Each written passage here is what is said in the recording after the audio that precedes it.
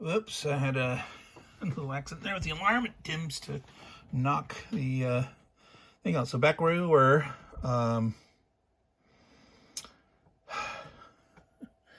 yeah, we're figuring out this fighting here, taking over the city by the Sea Peoples. Yeah, I think at this point they end up spending an additional movement point to fight again.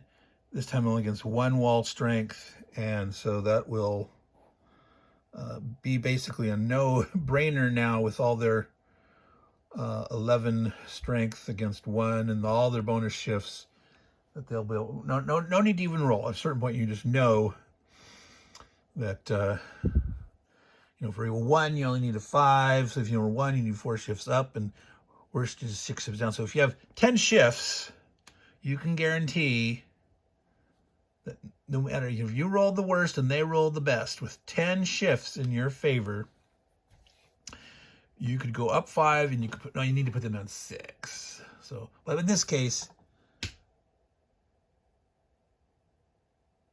right, when you go up to 5, anyway, yeah, 10 or 11 shifts, you can guarantee no losses and get the job done. So there we will be. Now,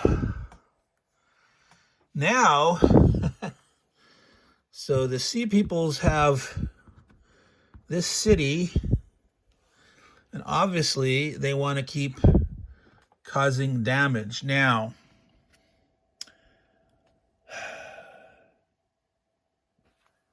if they go up here to fight, this king could intercept down here.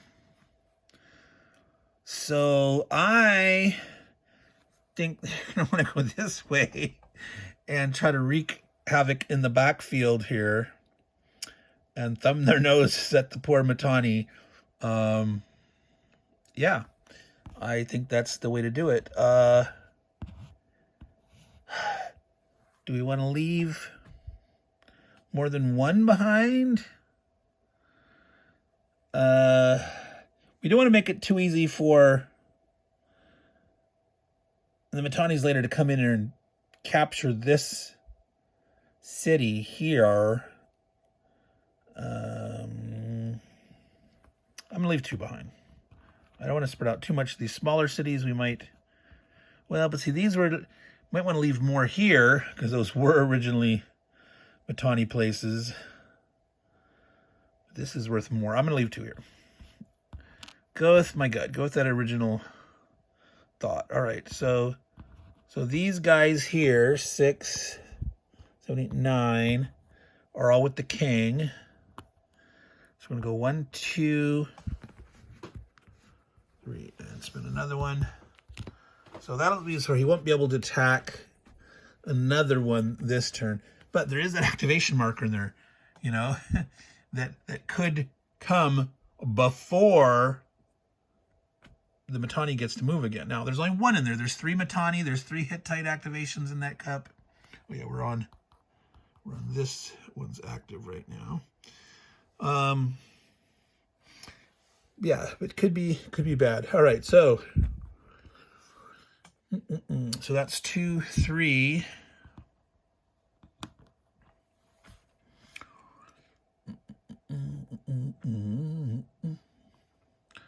All right, so let's think about this time withdrawing, right?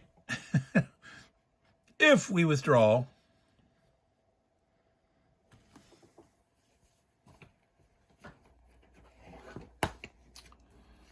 where is that? Prevent retreat table.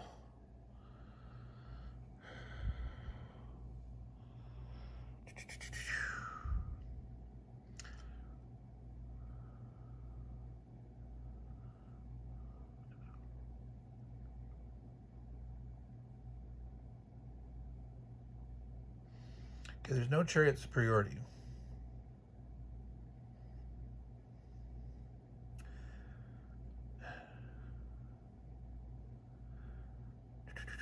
So you can always retreat, basically is what this is saying. You can retreat. No, that's retreat. That's not pre-battle withdrawal. That's not the same thing. That's preventing a retreat. Where's the other chart? Is that? What did I do with it? I misplaced a chart. Is that this one here? Come back here, you. Pre-battle. 0 or less. Well, if the attacker hinders an attempt, is chariot superiority or supremacy? Do you get to include your kings? It doesn't mention the king here. That's weird. The king is their pre-battle withdrawal. All right, come on. Death of a king. Oh. Before we go any farther, this is what I kept forgetting to do. Oh, yes. This is... all these battles here, right? This is one of the disadvantages of doing multiple fights against a wall and reducing it. Is there's only, when you win a battle, you have a 1 in 36 chance of dying, right? It's on the boxcars, wasn't it? Right? Yeah. If you lose a battle, I think it's 2 or 12, so you have double the chance of dying. But technically, he might have. Let's roll this one first. When they fought here, at the end of the first round, did he die? No. And the end of that second one where he finished him off, no. All right. So he's not dead. This guy here, though. Did we do 2 or 3 there? Dang, I can't remember. We did 3. It would have been one of the reasons that they'd be like, I'll take an inf or 2 of casualty and not risk an extra roll. 1. Won those battles. 2. 3. Okay. It's just such a... There has to be a better way. That seems so silly to me, but it is what it is. Leaders do die, right? They do die. Kings die. Leaders die. So, anyway, you have to remember to do that. How am I going to make myself remember to do that? All right. So, where were we? Oh, yes, we were trying to see pre-battle withdrawal. Do we get to be attacked?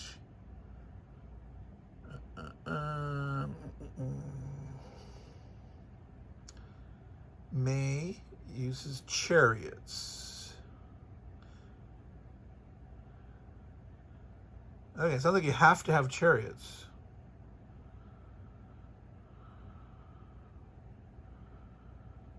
So they see you coming, they know you're coming, you have plenty of time. You have to have chariots to prevent a pre-battle withdrawal. Right? Sea peoples do not have chariots. Okay. So, this way or that way? God, he keeps digging in through this stuff. Try to get him to go that way.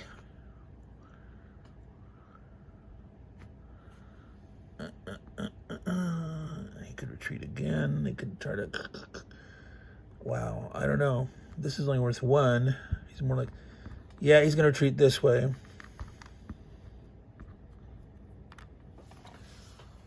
Now, pre-battle withdrawal. How many movement points was that? Was it a full die 6? Between retreat was all of the units in the space. May leave behind, and you can withdraw with some. Withdrawing units can actually be intercepted depending where they're moving. Wow. Peasants and slaves cannot withdraw. You'd have to leave them behind.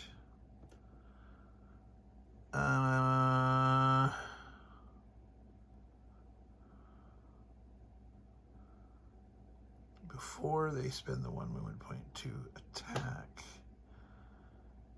So they declare they're going to do it, but they haven't actually spent. Now, to attack the city, they're still going to have to spend the 1 point, but you're electing to leave. If you were in a transit space and you pre-withdraw, they would be okay and not have to spend their movement point.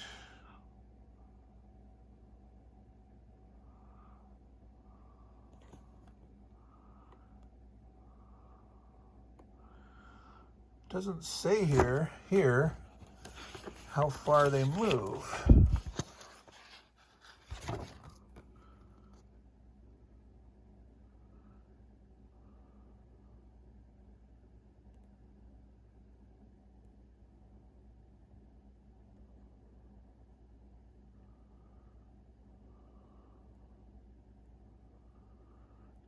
Including if desired pursuing.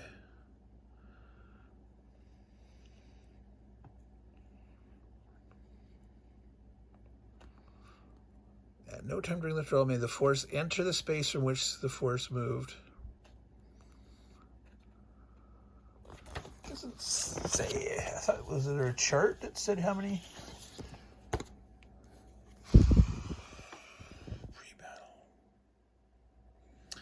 Movement points available. Way over here. It's like, wait a minute. Wouldn't you in the pre-battle rules, but over here in the movement cost chart, the movement points available pre-battle withdrawal, a die 6. All right.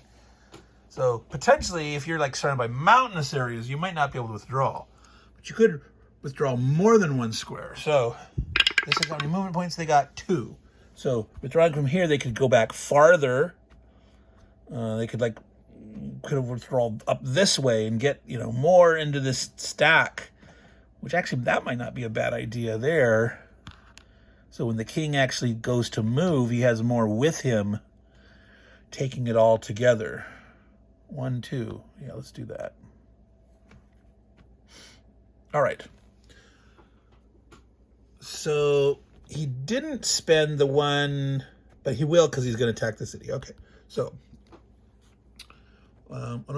so we have again 6, 7, 8, 9 against 2 strength, 9 against. Wait. Get the right chart first. The battle odds ratio. 9 against 2. Right there gives him 4 odds shift. 5, 6, 7, 8. He's got 8 shifts. All right. To kill a 2 strengther in 1 hit, he needs 80%. Right there. See the second line? That circle around that 2. So he's got 6 shifts, right? My brain is like, sometimes I'm staying up too late. 9 versus 2 is 4 shifts. We have 8 shifts, and he needs an 8. Okay, so he's going to be able to get it. So the question is, will he take losses? Do you want to reduce the losses? Okay. All right, so that was easy. Because the defense rolled a 1. You only need 1 to take that down. All the rest can go to pump this up. So boom, he blows that away. Reduces the wall to 0. Now, these guys don't have treasury and stuff. They could be plundering there. It'd be interesting to keep track of how many the sea peoples have. To potentially, when you beat... Because when you have a king-on-king fight, the losing king in a battle gets his treasury robbed of... 10 to 60% of die 6 times 10% losses. So it'd be nice to actually be able to defeat the sea people's dudes. So I don't know if optional rule that you could add up money for the sea peoples and see if you can get something back when you beat on them. All right, so he has 1 left there. He's not going anywhere. It doesn't make sense. He can't do anything with it. So you got all these guys in there. He's done. That was that initial invasion major move, major action for the Sea Peoples that wasn't even their activation that's in the cup. That was in response to this Barbarian Invasion card that was drawn as part of the Hittites segment, right? So we are technically, we did the pay segment. He drew that card, and this was all here playing that event. So now, finally, the Hittite gets to move. Major move, 2 minors, 1 recruit. And if you had any cards, you could play them, but he doesn't have any left. They're all been played for him. All right, so he is down to 10. He's got what at home? He's got 4 chariots. I believe they both started with the same amount of chariots. He's got 7 in his army there at the capital. In these scenarios, the king always starts in the capital with their chariots.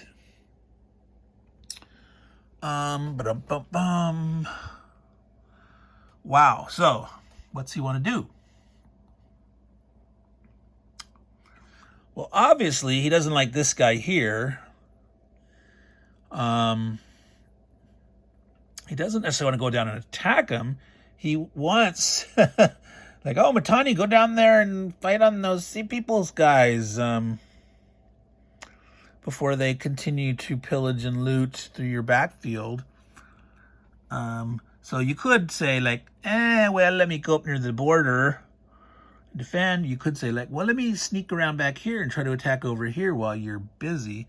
But that's quite a ways away here. 1, 2, 3, 4. That's mountains. 5, 6, 7, 8, 9. Start fighting here. So you could, that's quite a commitment. That's quite a commitment.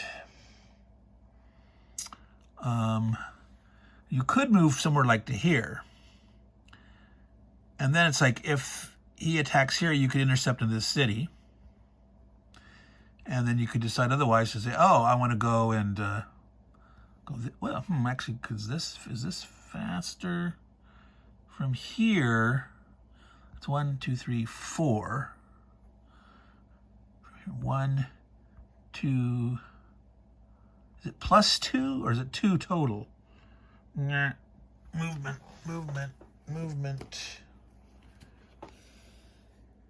Intermountain or it's 2. It's not +2. All right. So let's recalculate that. So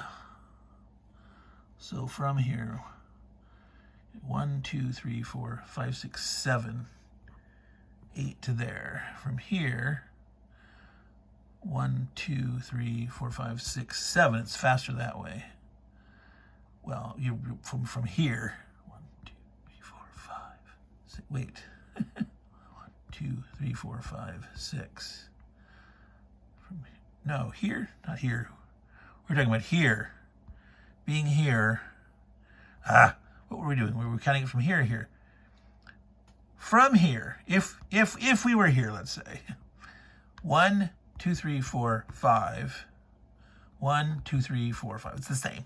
It doesn't matter if we're here. So if we're here, that adds 2 more. It's like 7 to go that way or that way. If you actually sat here, you couldn't intercept here, but you could decide to come down this way and attack. 1, 2, 3, 4, 5, 6. And then you're here.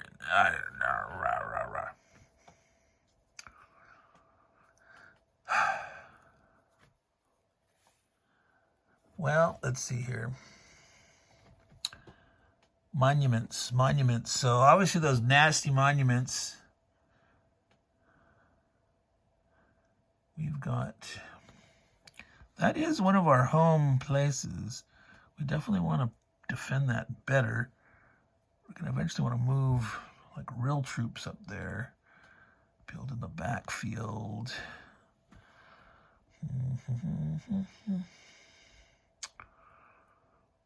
Wow.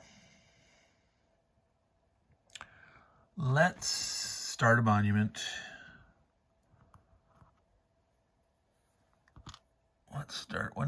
got 2 peasants. We are spending, taking 5, making change, getting 3 back. No, that's right, it doesn't have, really? It's a pain in the ass. There's not 2 markers and 3s, there's just 1s, 5s, and 10s or something. Yeah, that's a pain in the butt. Major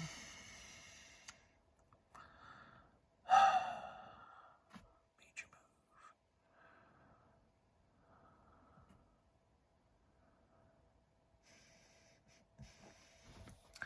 Wow, let's see. Yeah, I don't want to get... Oh. Gotta remember, we had that fight here. We didn't roll, right? We didn't roll the last fight. No, I didn't die. How will I remember, folks? How will I remember? All right. It's like I want to do something actively to grow, like, you know, go and beat on one of these cities over here. But these are like really wimpy, tiny stuff. This is good, but this is like 1. But yeah, this is a breadbasket here. That's 3, and it's got the ore stuff. But this is where the fight is here. Man, while he's got the wall down, there's no wall to defend in. He could think, well, maybe I come and attack. Maybe I zip down here, pick up dudes, and go for it. Bang, bang. They're both 1-2s. They're not great leaders. The Sea People leader. And plus the fact that they always get 2 shifts just for a single dude by themselves. That's nasty. Yeah,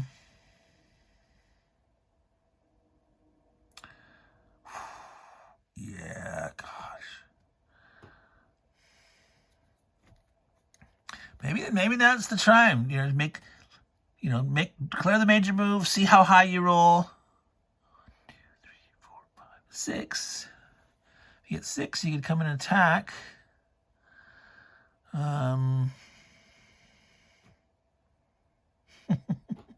7, you could pick up 3 guys from here. It's gutsy though, because then if you lose, you got your then they got their chariots and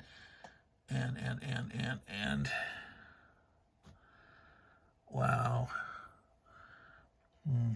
Now chariots are worth battle points equal to their tech level. So each chariot strength point is worth 2 at this chariot tech level. So those 4 chariots that each guy has are worth 8 battle points. And this would be out in the open. He couldn't defend in the walls because the walls are gone. Let's do it. Yeah, this is normally I'm not so aggressive, but given the Sea Peoples are here and the Sea Peoples are going to get an activation this turn again, it's like, sometimes you just got to take advantage. My foe is currently occupied with the rampaging Sea Peoples. Let me attempt to take advantage of it. So, well, we'll see what he rolls. He's declaring his major move. 5, adding his 2 campaign rating, 7. So he's going to take 1, 2, 3, 4, 5. Now, technically, he could try to intercept here, but that wouldn't be smart because that gives him 4 extra dudes here.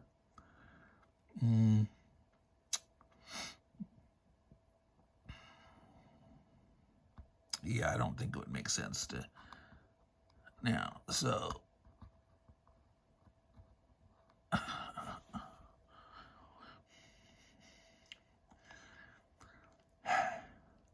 So this is the interesting part. He's coming in, right? 1, 2, 3, 4. Right? 1, 2, 3, 4, 5. He picks up the extra 3. He's taken the extra 3 with him.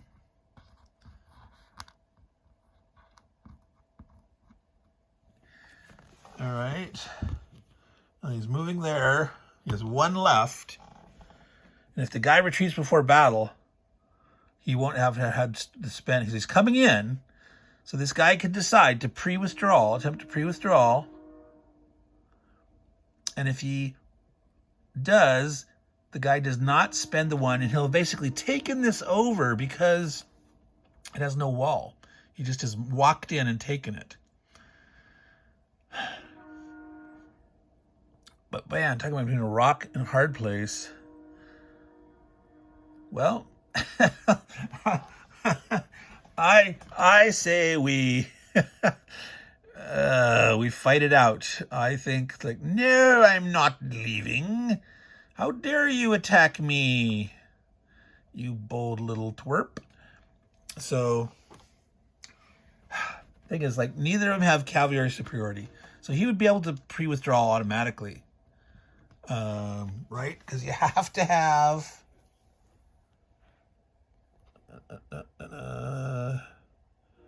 superiority. They both have the same amount. So superiority is having at least 1 more than the enemy. Chariot supremacy is having 3 times as much as the enemy. 3 times. However, if the enemy has none, you just need to have 2. 2 versus 0 gives you supremacy. 1 chariot against 0 gives you superiority. But if he has 1 on the defense, if you had 2, you'd have superiority. 3, you'd have supremacy. If you had 2 on the defense and you're attacking, you would need 6 to have supremacy. I mean, the defender could have supremacy too, depending, attacker or defender, doesn't matter who, whichever side has superiority or supremacy. Let's do it. Let's fight it. He's not going to withdraw. Let's see what happens.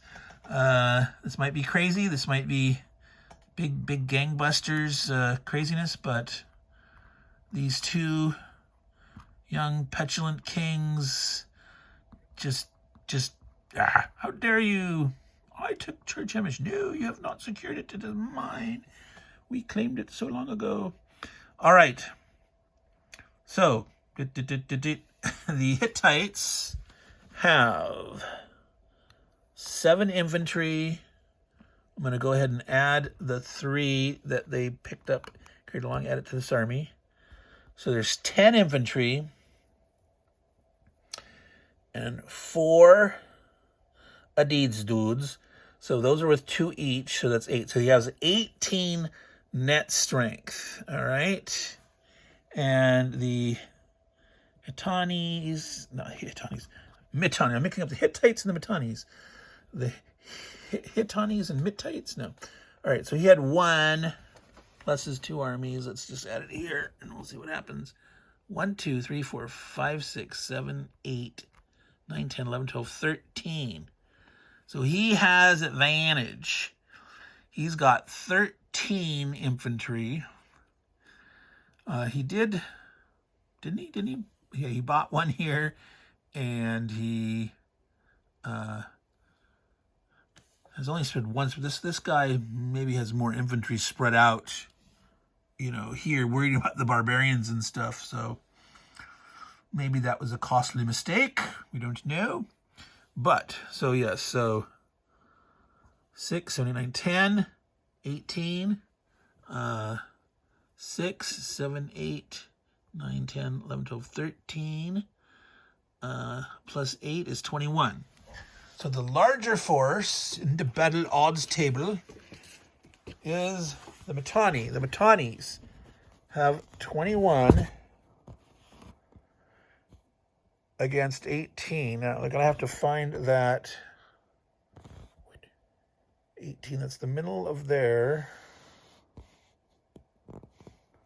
1, 8, no, 18. No, 0 shifts. 21, that's right below the gray.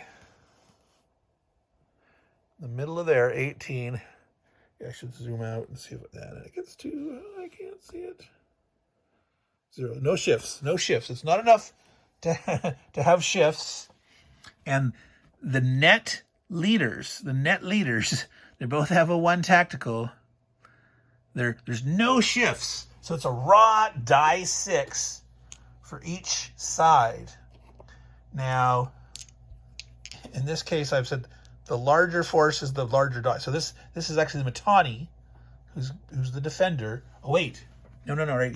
They're doing it outside. That's why they got chariots. Because there's no intact walls. Here, pointing at the wrong spot. So yeah, so this brown one is going to be the Mitanni. How much he generates against the other guy, and the black is going to be how much the Hittites generating. Ooh, it's bloody. All right, so the Mitanni, and there's no shifts, right? This is all raw, damaging, bloody power against. Now, they can decide how they take their losses. They probably don't want to lose chariots. But each chariot does count as 2 battle points for loss. For attrition, they don't. For attrition purposes, the chariots are a priority loss, and then they count 1 unit each. Whereas here in battle, it's the number of BP, battle points. So again, the Mitannis are generating a 50% loss against the smaller Hittites. So the Hittites had 18. So 50%, that gray column there, is 9, which makes sense. That math should work out. We don't have to round or anything there, right? So the Hittites are going to lose 9 battle points worth, and the 21 point losing 40% is going to lose 8.4. It rounded down. See, so yeah, if they had 22, it would have gone up. So the Hittites win this, or the Mitanni wins this. The Hittites lose the higher percentage and lose more net. So they are losing 9. The Mitannis are losing 8.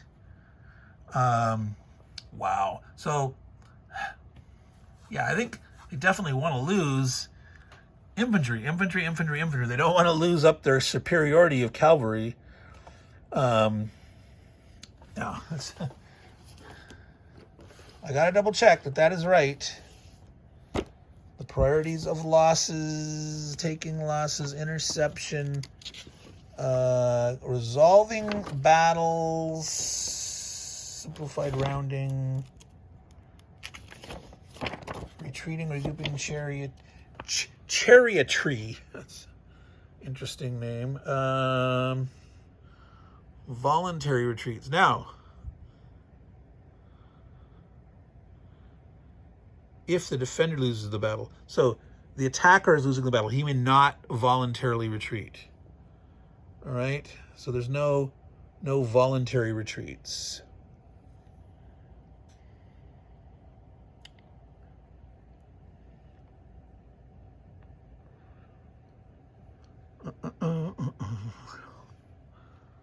Capturing, destroying. So where was the simplified rounding? The actual taking of the losses. Where is that?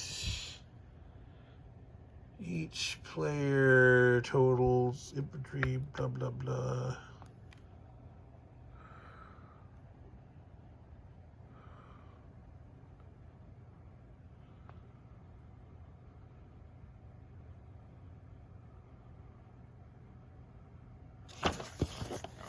In here somewhere, there should be a subsection that says, like taking the losses, absorbing the losses, losses suffered. Example: the actual rule. Chariots involved in the battle must be divided between chariots and infantry, such that the BP loss is equal or greater. Oh, ouch. So, at 9 points, that means the Hittites will have to lose 5 or more. So they're actually going to have to lose an extra one because they're worth 2 each. And so if they lost two chariots, that would be 4, and there'd have to be 5 infantry. No, that's not enough. The chariots have to be equal or greater.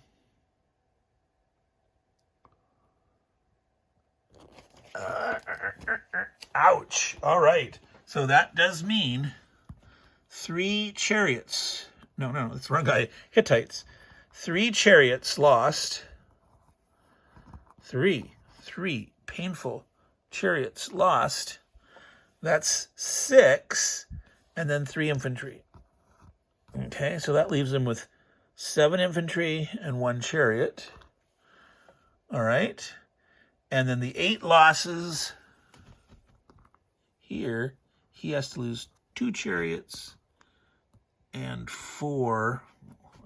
We're going to like recreate the 2 army groups and whatever, but so 4 infantry, 2. So he has 2 chariots left. 6, 7, 8, 9. Yep, because he had 13. He lost 6, 3. That's 4, 7, 3. Yep. Ouch. All right. So that fate of the dice can be critical. Now, the Mitannis had more troops, and potentially, depending on the roll of the dice, they could be losing more. Like if they both roll the same percentage, the Mitannis could actually lose more troops because they had more there. But in this case, the Mitannis rolled better. There was no odds adjustments. The Hittites lost a higher percentage. And it hit them in the hard spot with the chariots. All right. So now, what the hell happens now? Involuntary retreat or something? Yes, no? Retreats. So there was no retreating. Voluntary. Attacker couldn't voluntary. Okay, so this is where they've lost a battle. He is placed back on, not moved, placed back. The reason that's important is there could be interception. If you move, in a multiplayer game, there could be, multiple people next door that potentially could intercept you. And so he's lost. So he loses that last movement point that he had because he lost the battle. So he's not going to be able to move after, but he has to go back to where he came from to there as a part of his regrouping. All right. And left in control is the Mitanni saying, hey, I told you, it's mine. We claimed it. We knocked down these walls. Better believe we're going to build them up some now. Maybe unfortunately he's, but see here, this guy,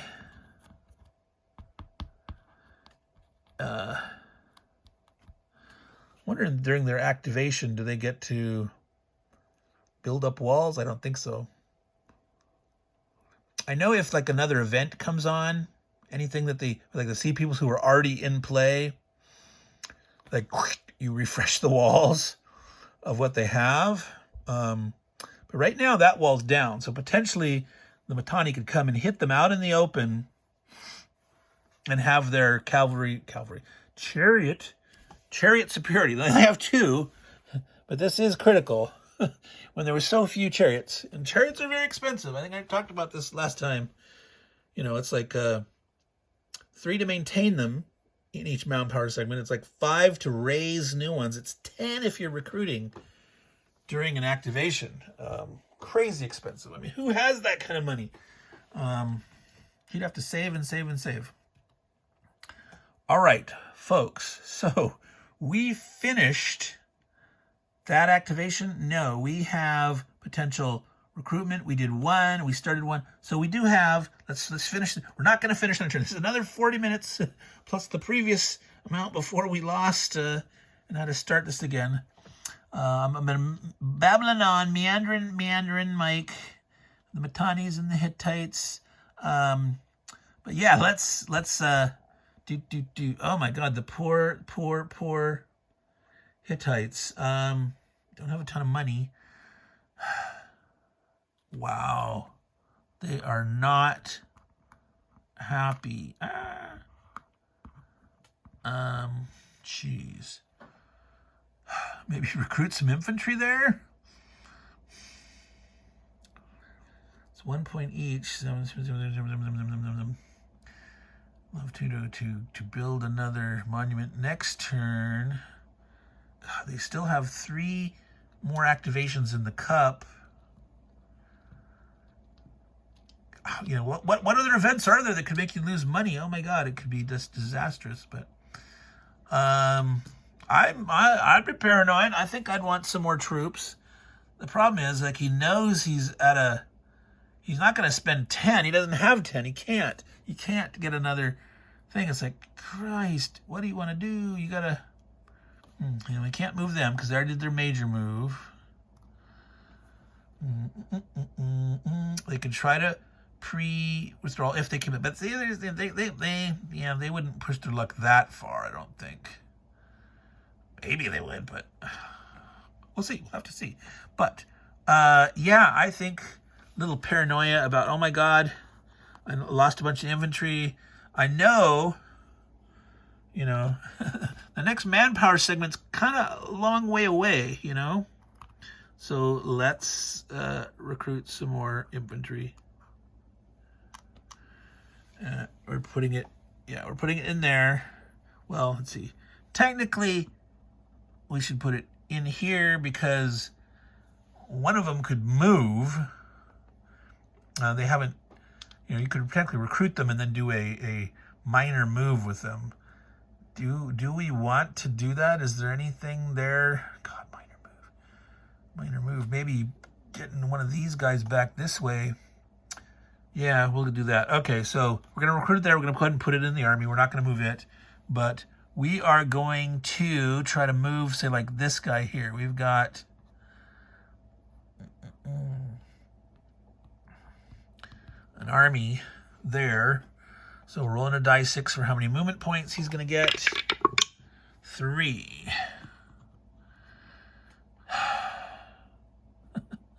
So 1, 2, 3. Start to move this way.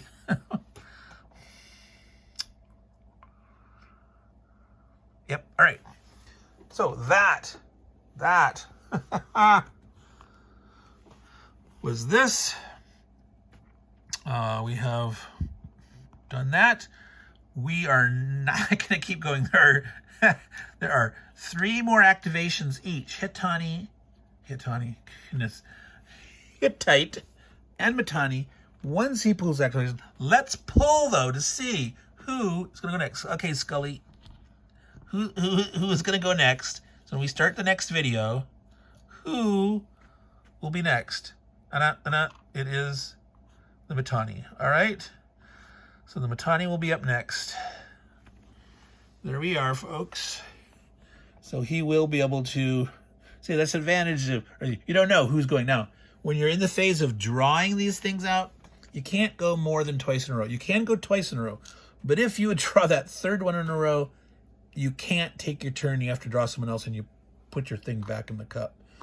And I believe if you would end up going 3 in a row, and so you draw it, and you have to skip it, and there's only 1 more guy in the cup, I think you might actually do that other guy, and then you lose 1 activation. I'm not sure. I'll have to double check that.